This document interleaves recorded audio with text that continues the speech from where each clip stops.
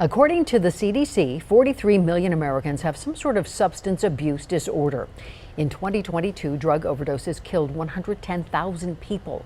The majority of those deaths were related to opioids, and today, people across the country are taking part in Overdose Awareness Day to help stop some of the stigma that comes with getting help and treatment. Denver 7's Danielle Kreuter has details on a piece of legislation introduced today that would help get a life-saving drug to more people who are at risk of overdosing.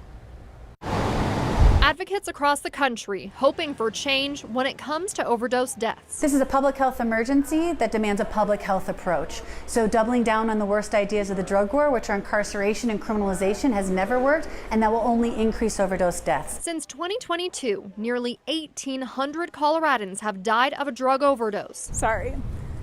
This is my first time back since I visited the ER.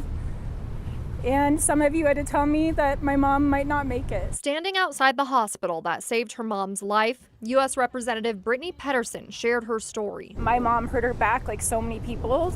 She went home with bottles upon bottles of opioids. After her back recovered, my mom found herself wildly addicted. Ultimately, my mom was cut off of her prescription like so many people in the United States without access to treatment. And we were ripe for the distribution of unfortunately heroin from the cartels. Her mom was treated for overdoses over the years. And they're struggling with addiction, or they've had an overdose.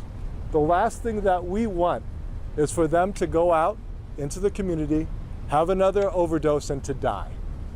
And the most powerful tool that we have to prevent that from happening is naloxone. Naloxone, or Narcan, is life-saving for someone overdosing. Yet, there have been restrictions on sending patients home with it. You just don't want to give antibiotics to everyone because suddenly we'll have resistant bugs.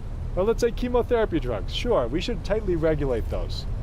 Naloxone has only one purpose and has very little side effects. Rules at the state level have been loosened, but a new bill introduced aims to take that concept to the national level. The Hospitals as Naloxone Distribution Sites Act would also require Medicare and Medicaid to cover the hospital's cost to give the drug to high-risk patients when they're discharged. Tries to correct one of those cardinal sins, which is the sin of not providing life-saving medical interventions when people need them.